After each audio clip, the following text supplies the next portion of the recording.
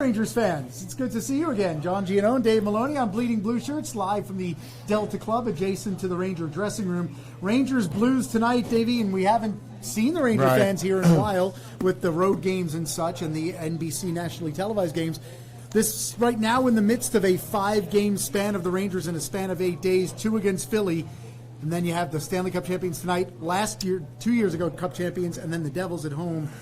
Kind of size up where the Rangers are at right now, 4 games out of a point. Well, I think it's difficult coming off back-to-back losses, but the Flyers are a good team. Yeah. And I think you can easily conclude, particularly after the trade deadline, you know, with the extension of Chris Kreider, the non-movement of Jesper Fast, certainly the accident with Pavel Buchnevich and Shesterkin. So there are impacts, and then Kreider goes down, right? Mm-hmm. The bottom line is if this team gets into the playoffs, they're not going to back in. Right, they're going to have had to earn their way in. Now, again, Friday night in Philly, it was back-to-back nights. It was 3 and 4 nights, and I thought the team was fatigued. They really were. The Van Riemsdyk goal coverage was just a half a step late. Sunday afternoon, they come in here, and that game, which would be interesting to see here tonight, that game on Sunday reminded me eerily of the first 6 weeks of the season, where you're turning over pucks, taking bad penalties, those self-inflicted wounds that we have not talked about. And it's funny how that works. When you don't turn it over, you don't take bad penalties. When you get a save when you needed it, you're starting to win a few hockey games. So we'll see tonight. Again, this is a team, the Blues, defending Cup champions. They've won 7 in a row. It doesn't get easier for this team. Yeah, you talk about big boy pants games oftentimes, and this is going to be one of them as well. In terms of Sunday, and again, each game is its own entity, obviously, compare the way the Flyers are playing right now to the team that the Rangers will play tonight. We'll see tonight. Is it a difference? It's an apt comparison. I think it's a very good comparison, actually. Well coached, very well coached, and we were talking before we came on here about realizing and recognizing what a good coach Vigneault is. Alain Vigneault is a hell of a coach for the right group. And that's the right group. So they play a disciplined game. Now, and the Flyers have got some size and mobility in their own end of the ice. They've got some guys that have been around in Niskanen and Braun. So now you're looking at Pietrangelo and Parayko and Scandella they picked up at the trade deadline, Gunnarsson. So this is, and they've got goaltending, and they've got people that put the puck in the net. Right. So this St. Louis team has done it without Tarasenko. But Braden Shen scored 4 consecutive. I think Perron has points in 7 of his last 8. Yeah. So there's all kinds of things that teams that are at the top are not that dissimilar, right? Mm-hmm. They're a big-bodied team, a disciplined team, well-coached, good goaltending. Again. All right, so you talked about what happened this weekend, and obviously the big loss for the Rangers was when Chris Kreider was hit in the foot with a slap shot by Philip Myers, fractured foot, still quite not sure how long he's going to be out, but suffice to say he's going to be out. Right. Just speak to the impact that his loss has, not only taking him out of the lineup, but trying to find any semblance of comparison to put in that spot. Well, I don't. You're not going to find somebody to put in that spot. There's not another Chris Kreider. Now, there's a bigger version of Chris Kreider and Julien Gauthier. And he's still young. Obviously that trade was made, the trade towards the trade deadline with Carolina. That was a good one also, but he's young. So I think they'll try Di Giuseppe up again. So what happens though, John, when you get injuries like that, now you're force fitting guys into roles. Who shouldn't? Maybe he's a very, very good bottom 9 player. Right. Bottom 9. He's smart with the puck. He's like Jesper Fast in a lot of ways. Puck never gets put into bad spots. He's quick on the opponent. He makes a lot of good things happen. But now you're asking him to be the top left winger with the guy who was second player of the month for February in Zibanejad and continued right on Sunday. That's a tall ask. So I think the other thing. So when you look at the success, 9 out of 10 wins for Shesterkin. And the one loss came with seconds to go. Right. in a minimally scored game, and Chris Kreider was on top of the game. You take both of those out of that equation, you are going to be different. You are going to be different relative to when it was hitting on all cylinders. Georgiev will go tonight, and Di Giuseppe will get a shot again on that left side with Mika. If you're watching, and we know you are, because otherwise I wouldn't be talking to you, hit us up, whatever platform you're on. Questions, comments. We have Rachel standing by. She will share your thoughts with us, and then we'll share them back. Rachel, you have something? I do. Let's hear it.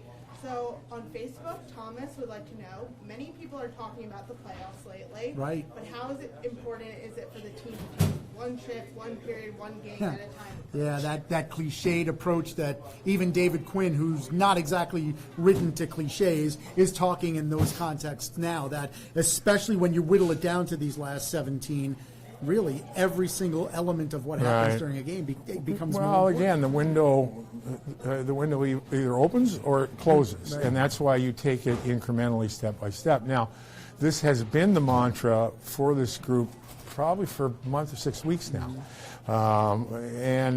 but that is the only way you have to look at it, and really you have no right to look at it any other way. It's not as though you're looking back at a lot of teams, although this has been a really good story. It's been, I think, a better than anticipated story coming this time of the year, where you don't move Kreider, you don't move Fost, because I think there was a certain acknowledgement you're still in it. You're still in it, and so you find a way to extend Kreider. And it was a second-round pick that apparently was being asked for Fost, but at the end of the day, a second-round pick, is that any more valuable than he is now to a team? No, absolutely not, to a team that's in it. So I think there are a lot of really good things that are going on, but in a lot of ways, that it's imperative that, again, you heard it coming out of the room Friday. I think they acknowledged the fatigue, and Sunday, you learn, live and learn. You go to practice the next day and tee it up tonight. Did you get a sense on Sunday being at the game that first goal that early in the game set them back? Because I think there was a certain question with Henrik starting for the first time in virtually forever, as far as his career is concerned, that when that goal went in that quickly, that it kind of puts you on your heels a little bit? Yeah, I think given now listen, I think once again you have to acknowledge 5-1, 5-2, 5-3 defeat for the Flyers. The Flyers are a good team, right? Exactly. Now you're chasing a score where the goaltender hadn't played in a month. And I kind of felt that, the first two, and then it's just such a battle because the way the Flyers play, they don't give you anything. A lot of times, right, like when I was younger and we were just starting to grow here, it was like playing Montreal or Boston. You've seen to fall behind, and it wasn't a lack of effort, but you could never get the puck. There was really, outside of the first 10 minutes and perhaps the last 10 minutes of that game, there wasn't a lot of extended time in Philly's end of the ice. Okay, so you're talking a period out of the game where Carter Hart had to be a factor, but really when you look at it, how hard did Philly have to work to win? Not very hard. There wasn't a lot of 5-on-5 stuff. So I just think that you get behind a team that, and the jury's still out, whether, I know we all have to talk about it, whether it's a good team or a team that's playing good. I think there's a difference. And there are two very different things. Right, there are two very different things. I think that's a pretty good team playing well. So there's no question, and you're going to find the same thing tonight. And I mentioned it before, you just can't. You can't self-implode. You can't self-implode, right? You can't do the things that lay it in the opposition's lap. Not against a team as good as St. Louis. No. Rachel has another. What do you got? Okay, so this is kind of just a bunch of questions put together. Whoa. Who's starting tonight, and Georgiev in goal. And what are the lines looking like? Yes, and then that again is a question that David Quinn will be asked in about 20 minutes when we go and talk to him at his press conference at 5:30 Eastern time. You mentioned that I think Di Giuseppe will again play on that top line left wing in Chris Kreider's spot, which then means that there's a couple moves to be made down low. Well, I think, the Panarin line will stay the same, right? And then Kakko will play with Brett Howden on the left side, Philip Hedl in the middle, and Kakko on the right side. Then McKegg slots into the third line, in the fourth rotation, with Lemieux and Gauthier. And the defense pairings will stay the same. So it's really, the back six have been okay. I mean, it's not, again, in the run, when people are healthy, this group really slotted in nicely. Yeah. Because, then if you're healthy, and nothing against McKay, because he could easily been in that fourth rotation. He scored against the Islanders. But you get Howden, Hedel, Strome, Zibanejad down the middle in the spots where they probably should. 3-2-1. Right? Yeah, probably where they should be. Yep. And at the back end, you've got Lemieux and Gauthier. Gauthier's going to be a good player. Mm-hmm. This guy is going to be a good player. He's a bigger version of Chris Kreider, and he skates as well as Kreider. He's not quite as quick, but he's going to be a good player. That was a heck of now. It cost them Joey Keane, who was a prospect, right? All-star, right? Yep. But I think, that's the thing. When you're healthy, a lot of teams when you're healthy, you slot in the right spot. So. That looks like how it'll go, at least to start here tonight. How about the concept, and I've seen some Ranger fans say this, with how vitally important these points are, how about Panarin top line left wing and just load up top and play that line 20 minutes a night? How about that concept of, instead of putting a guy as good as Zibanejad with Di Giuseppe, how about just put Panarin? We may see that. You may see that. I mean, you have to look back. They're 9-3 in the last 12, right? So let's not... again, understanding the opposition, let's not hit the panic button quite yet and throw this thing all in the blender and see what comes out. Right. But that being said, and we had seen where they paired up in Philly. I'm not sure offhand whether they made the change at the Garden against the Flyers, but certainly that wouldn't surprise anyone if that happened. We've seen the St. Louis Blues, as amazing as it is, overcome the loss of Jay Bouwmeester, who's a heart and soul defensive player, one of the leaders of their team. How much does it speak to that a team that wins a Stanley Cup can pretty much overcome anything? Well, I always think back to when the Rangers played the Kings in the finals, right, in 2014. And the Kings had gone to Game 7 three series before, overtime Game 7 in Chicago. Right. So what situation is going to intimidate that group? And really at the end of the day, when you get to that time, the X's and O's are all the same. Yeah. Like, to me, that's another lasting memory from 2014. The longer it went, the games all looked the same. Because the competition, you get two teams that are playing really well. You don't sneak up on anybody. There's not a lot of room. It's just a matter of those kind of intangibles that aren't easily accessible. And so when you look at St. Louis, by and large, the same lineup. When Tarasenko's healthy and Bouwmeester's healthy, which it sounds like Tarasenko will be back. That doesn't sound like Bouwmeester will be. Right, not at all. But then you go out and you make a trade for Scandella. Right. A big body fits right in with how they like to defend. Big body that can move, and so you make that deal and bring him in.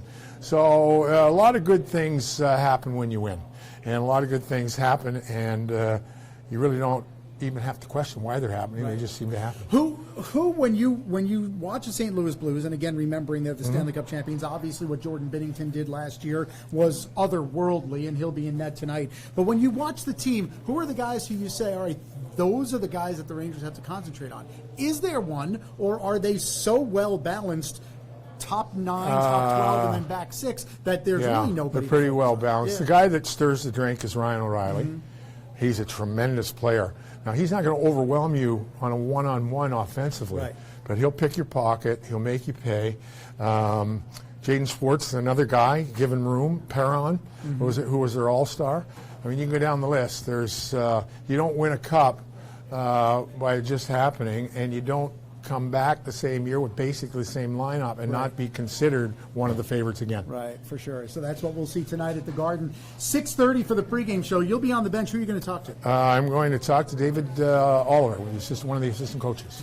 Three power play goals on Sunday, the hottest power play in the NHL since Christmas. So good timing for Dave. We'll get the thoughts and designs from David Oliver on what's happened on the power play between the benches during the game. Sam and Joe in the booth.